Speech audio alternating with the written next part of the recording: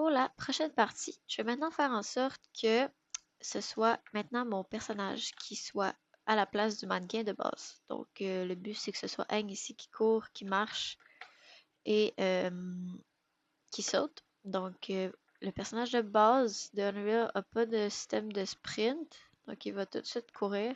Je n'ai pas de bouton pour sprinter. Et on va aller implémenter ça, nous, dans notre projet par la suite. Donc d'abord, j'ai besoin d'un système pour blender entre mon idle, mon walk et mon run selon la vitesse. Donc je veux que quand ma vitesse est de 0, je sois en idle parce que je bouge pas. Si ma vitesse est modérément grande, je vais marcher. Puis si j'augmente la vitesse, là, on va se mettre à courir. Pour créer ce système-là, je vais aller dans Animation, dans la section Legacy, et on va aller faire un Blend Space 1D.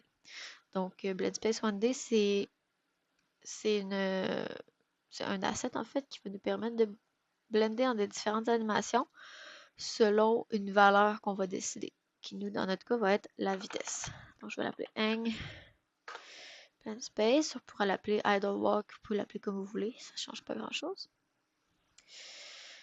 Et donc, quand j'ouvre ça, j'ai ici une timeline qui part de 0 à 100. Ça, je vais pouvoir le changer. Donc, ça ici, ça va être la valeur. Présentement, c'est écrit none parce que je n'ai pas défini c'est quoi la valeur qui va faire changer l'animation. Le petit X vert ici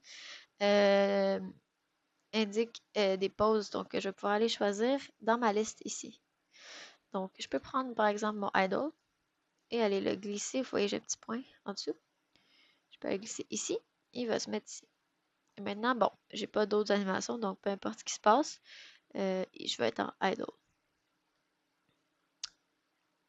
Dans la partie ici, à gauche, j'ai ici dans Axis Settings mon Horizontal Axis qui est dans le fond l'axe horizontal, celui-là ici. Si je l'ouvre, je vois que présentement son nom c'est None. Moi, je veux que ce soit la speed, donc je vais créer une variable, je vais appeler ça speed. Et la valeur minimum et maximum, en fait, ça va être la speed minimum et maximum. Donc ça va être la vitesse la plus rapide que Hank peut aller.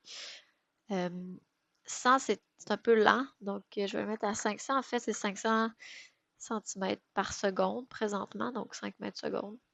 C'est des valeurs un peu aléatoires qui sont dans Unreal de base, mais on va le mettre à 500. On va voir ce que ça donne, puis on pourra aller le changer par la suite si on veut. Donc, vous voyez que ma barre ici, c'est rendu speed et le 500 est ici. Donc, ce que je vais faire, je vais aller chercher mon walk que j'ai oublié de retargeter. Donc, je vais faire ça à l'instant, je vous reviens. Donc, j'ai maintenant ma walk animation qui est ici. Je vais la draguer dans le centre ici. Comme c'est ici. Là, je peux la bouger un peu n'importe où. Mais si vous cochez ici la petite option Snap to Grid, elle va aller se snapper directement sur ma grid ici. Donc là, bon, j'ai 4 divisions dans ma grid. Je peux aussi le changer ici. Mais moi, dans mon cas, je pourrais le descendre à 2 parce que j'ai seulement que besoin de 3 points, en fait. Mais si vous en avez plus d'animation, donc vous pouvez en mettre plus. Donc, j'ai mon walk qui est là et je vais aller mettre aussi mon run ici, au bout. Donc là, j'ai ma transition qui se fait. Pour pouvoir la voir, il me dit ici en haut, je peux tenir CTRL et déplacer le petit X. Et vous allez voir la transition qui se passe entre l'animation de course, de walk et de idle. Donc, selon la speed, quand la speed va changer du personnage, c'est la transition que je vais avoir. Parfait comme ça. Donc, on va sauvegarder ça. Et maintenant que j'ai ça, on peut aller créer maintenant notre Animation Blueprint. Donc, c'est là-dedans qu'on va aller l'utiliser puis qu'on va pouvoir aller lui dire qu'est-ce qui se passe dans notre jeu. Pour créer une Animation Blueprint, je vais dans Animation ici, Animation Blueprint. Il me demande de choisir le squelette. Encore une fois, j'aurais pu le faire à partir directement du skeletal mesh qui est ici. Et ça l'aurait sélectionné automatiquement. Mais bon, dans mon cas, je le sélectionne ici. Et je vais le renommer Hang Animation Blueprint pour le retrouver facilement.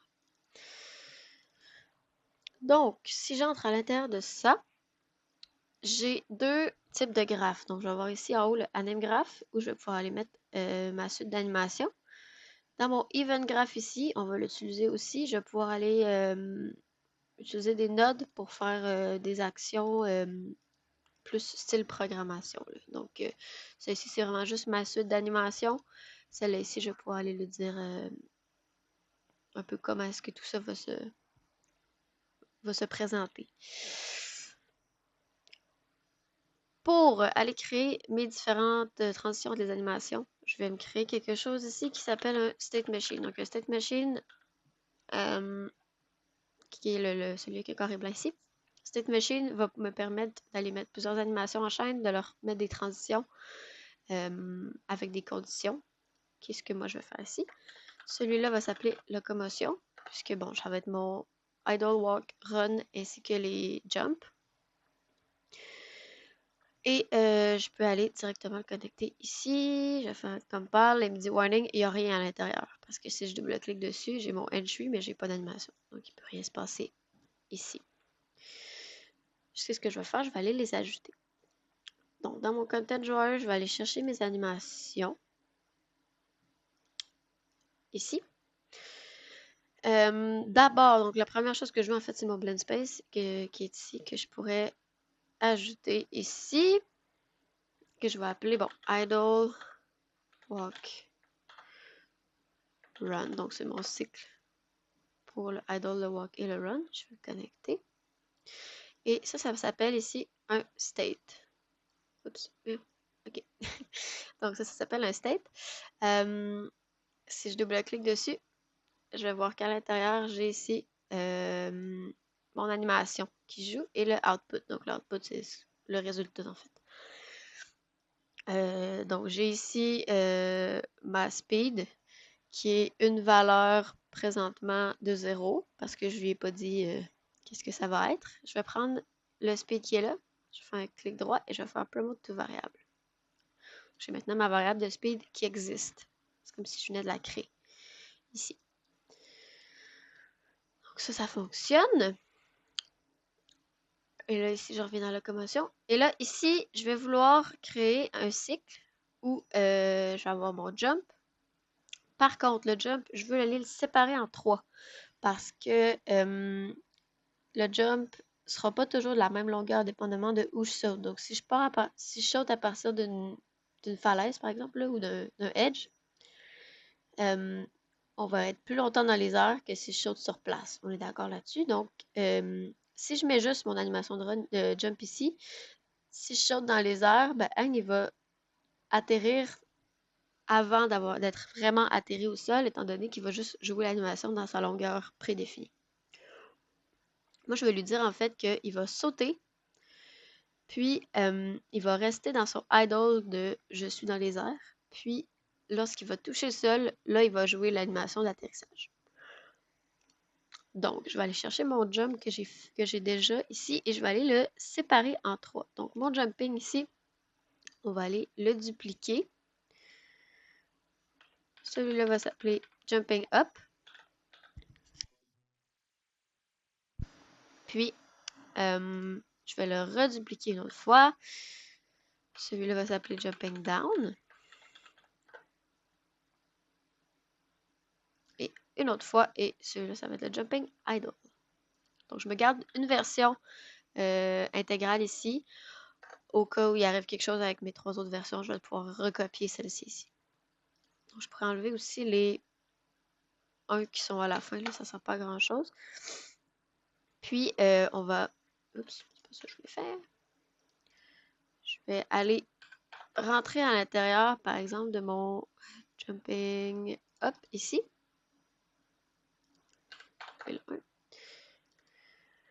Et je vais aller couper l'animation. Donc, en fait, je vais aller lui dire au moment où il arrive dans les airs, donc ici. Si je fais un clic droit sur le petit point rouge ici, je peux lui dire Remove Frame 25 à 58. Donc, je vais enlever toute la fin de l'animation pour que mon anime soit vraiment juste le début ici. Comme ça. Donc, mon animation maintenant, elle arrête au frame 24. Sauvegardez ça. Celle-là, je la voulais pas. Okay. Le idle. Donc le idle, celui-là va être plus touché un petit peu, étant donné que si je coupe ici, il va vouloir louper. En fait, je vais vouloir qu'il loupe. Par contre, j'ai pas vraiment d'animation qui loupe à ce moment-là. Donc, je vais essayer d'aller prendre seulement qu'une pause. Je vais enlever les frames, pas 0 à 24, mais 0 à 23. Je vais garder la frame 24 en fait. Et à partir de la frame ici, on va enlever 2 à 35. Donc, en fait, mon anime, ça va être juste, bon, une petite, un petit mouvement, là, on va voir ce que ça donne. On ira le corriger par la suite si ça fonctionne pas très bien. Ici, ça va être mon jumping idle. Et finalement, le jumping down, je vais le partir à la frame 26 ou 25. Je vais enlever 0 à 25. Donc, on va placer ici à 26. En fait, non, je vais me mettre à 25 comme ceci. Puis il va me dire 0 à 25, je l'enlève. Donc, ceci, c'est mon animation de jumping down. Probablement que l'atterrissage ici va être un petit peu trop long, puis va être dérangeant dans le système, donc on pourra aller les modifier par la suite. Pour l'instant, je vais la laisser comme ça, puis on va voir ce que ça donne. Donc, en fait, je peux rester ici. Maintenant que ça c'est fait, je retourne dans mon anime blueprint et je vais aller chercher mes animations que je viens de créer. Donc, le jumping up, je le mets ici. Je vais l'appeler jump. Vous pouvez laisser les noms d'animations qui sont déjà là. Mais j'aime ça, moi, quand c'est clean, comme ça ici. Jumping idle, ici. Et le jumping down, comme ça. Et voilà. Oups. Et là, moi, ce que je veux, c'est que quand je vais faire une action que je vais aller déterminer par la suite, je veux qu'il passe de ce cycle-là à jumping up. Puis, je veux qu'il se mette en mode jump idle. Je veux qu'il reste là jusqu'à temps que je fasse l'action que je vais lui mettre ici. Et ensuite, jump down. Et ensuite, je veux qu'il revienne à son idle comme ça. Je fais un compare. Et là, bon, je suis en idle parce que mon personnage dans le viewport, il bouge pas. Mais ça fonctionne comme ça. Donc, si vous avez une erreur, un message d'erreur, vous pouvez double-cliquer à l'intérieur, voir si c'est bien vos bonnes animations qui sont là. Là, il me met des petits warnings parce que j'ai pas déterminé qu'est-ce qui va faire en sorte qu'il transitionne. Donc, il me dit qu'il va jamais y arriver, il va jamais transitionner. Parce que, ben, j'ai pas déterminé qu'est-ce qui va faire en sorte qu'il saute ou pas. Donc, c'est ce que je vais aller faire. J'ai la petite transition ici, le petit bouton qui est là. Je peux double-cliquer à l'intérieur et là, j'ai l'option en fait de rajouter une condition qui va faire en sorte qu'il peut rentrer dans sa transition et qu'il peut faire l'animation suivante. Pour ce faire, je vais devoir me créer une variable qui va trigger le début du jump et que je vais aller appeler par la suite dans un autre graphe. Donc, dans mes variables ici, dans my blueprint variable, je vais m'en créer une nouvelle. Vous pouvez l'appeler comme vous voulez, on s'en fout. L'important, c'est que vous sachiez comment que vous en souveniez en fait, parce qu'on va la réutiliser plus tard. Moi, je l'appelle jump start. Il faut que ce soit un booléen parce que je veux que ce soit soit vrai ou faux. Donc, si je mets un float, ça va être une valeur quelconque, mais moi, je veux vraiment juste un oui ou non. Et je vais prendre cette valeur-là, je la mets ici. Je vais faire get parce que je vais aller voir est-ce qu'elle est vraie ou fausse. Et je vais la brancher ici. Comme ça, je peux faire un compile et là, ça fonctionne. Donc, si jumpstart, et là, vu que j'ai rien mis ici, lui, de base, il va dire si elle est vraie, je fais rentrer dans ma transition. Parfait, donc cela c'est fait. Entre jump up et idle, je veux qu'il aille automatiquement je veux qu'il suive automatiquement la prochaine animation. Donc une fois qu'il est en jump up, peu importe ce qui arrive, je veux qu'il se mette en idle jusqu'à temps qu'il atterrisse. Donc dans cette transition-là ici, je vais aller cocher le automatic rule based on sequence player, je pense. Donc ce bouton-là, en fait, tout ce qu'il veut dire, là, c'est un long nom pour rien un peu. Là. Ce qu'il veut dire, c'est que tu vas aller directement à la prochaine. Sans regarder aucune valeur, sans passer aux conditions, rien, il va tout de suite automatiquement s'en aller ici. Celle-là ici, donc ce que je veux en fait, c'est que pour qu'il atterrisse, je veux que mon jump start ici, il soit pas vrai. Donc au moment où il est faux, on va écrire, note. Donc, pour avoir accès aux notes, là, il faut que je glisse ici en rouge et j'écris note. C'est note booléen que je veux. C'est mon booléen qui est ici un booléen. N'est pas vrai. Ça met un gros note pour qu'on comprenne bien. Puis, je vais aller mettre ici dans calendar transition. Donc, si jumpstart n'est pas vrai, là, tu peux faire la suite des choses. Et celui-là ici, ben, une fois qu'il jump down, je veux qu'il revienne automatiquement à idle walk run. Donc, je peux aller recocher encore une fois ici. Compile. Parfait. Donc, normalement, si... en fait, là, j'ai pas encore mis mon personnage, mais là, normalement, quand je vais starter, quand mon personnage va être là, je vais avoir ce système-là qui fonctionne. Donc, maintenant qu'on a instauré le cycle qui est ici, il faut que j'aille lui dire ben, la variable ici, jumpstart, il faut que j'aille la calibrer pour qu'il la comprenne. Et je vais aussi en même temps faire le speed pour qu'il puisse mettre le speed selon, en fait, mettre l'animation selon la speed. Donc, dans mon event graph ici, je vais aller ajouter des choses. J'ai ces deux nodes-là qui sont là de base. Je vais les utiliser. Pour l'instant, ils ne sont pas actifs parce qu'il n'y a rien de connecté dedans, mais on va aller connecter des choses dedans. Donc, j'ai mes deux variables qui sont ici. Et là, ce que je veux, c'est de les set. Je ne veux pas aller les get, je veux les set. Donc, je veux leur dire, ça, c'est ma speed.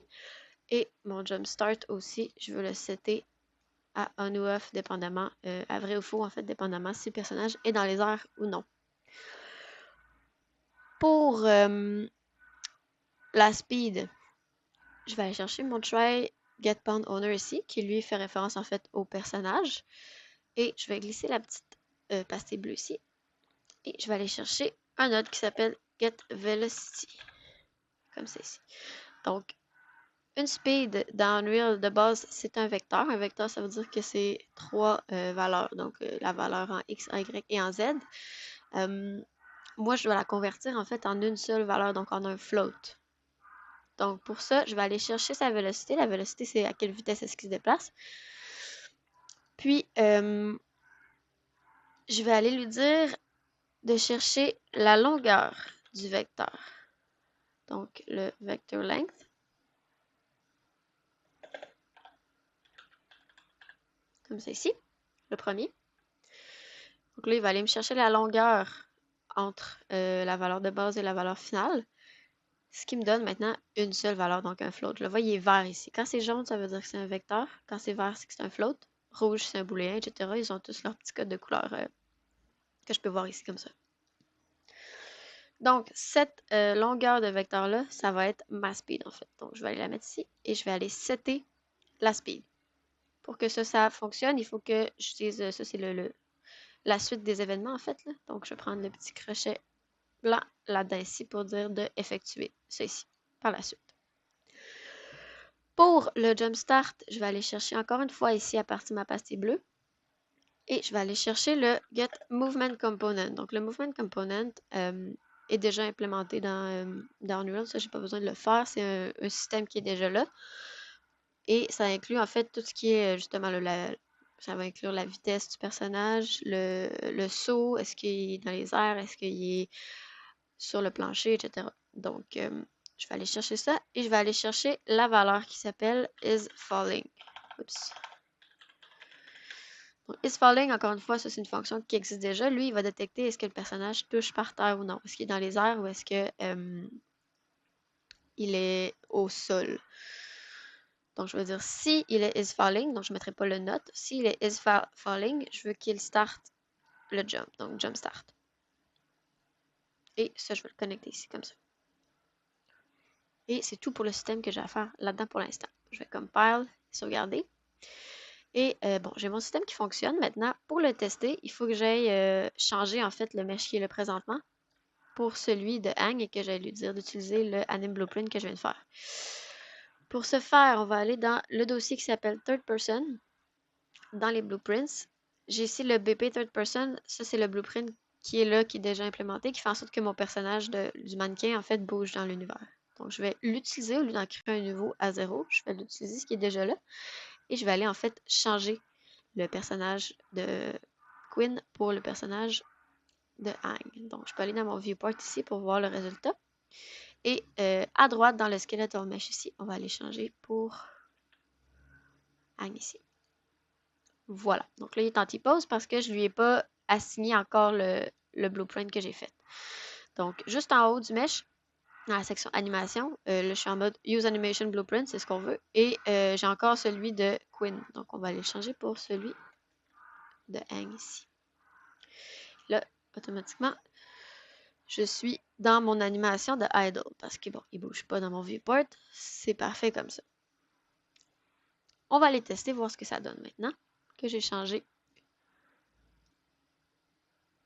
Et voilà. Et si je marche, il va fonctionner, donc avec l'animation. Là, par contre, ce que je peux remarquer, c'est qu'il s'en va directement en animation de course parce que sa speed de base, en fait, est à, je sais pas c'est quoi exactement, là, la valeur, mais elle est proche de 500 probablement, donc il s'en va directement à l'animation qui correspond à 500 de speed.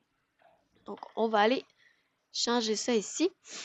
Et en fait, ce que je veux, c'est d'aller mettre un bouton qui va changer la speed. Donc, je vais mettre le shift. Vous pouvez prendre ce que vous voulez, là, dépendamment de comment vous voulez que ça fonctionne.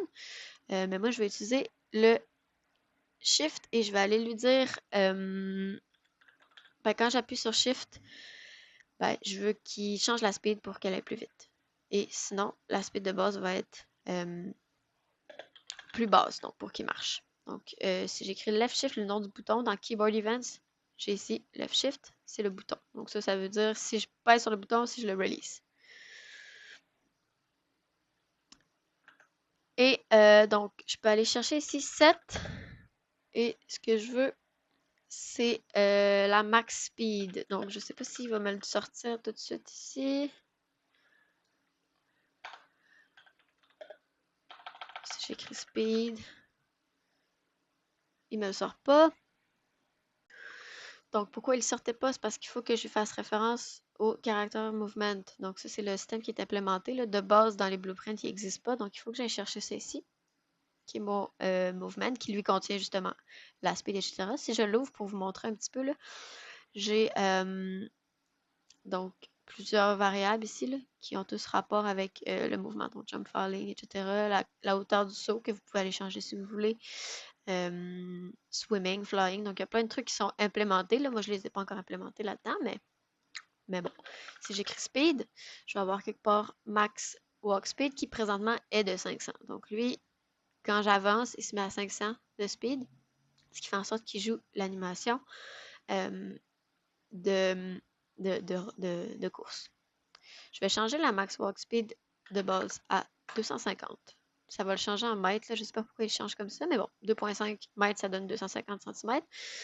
Pour que de base, quand je starte le jeu, par exemple, là, il va être en walk parce qu'il va à 250 et non pas à 500. Voilà. Maintenant, je vais aller chercher Character Movement ici et je vais aller faire set max speed. Et là, maintenant, j'y ai accès, max walk speed, étant donné que je pars de celui-là. Donc, il comprend que ça fait partie de mon character movement.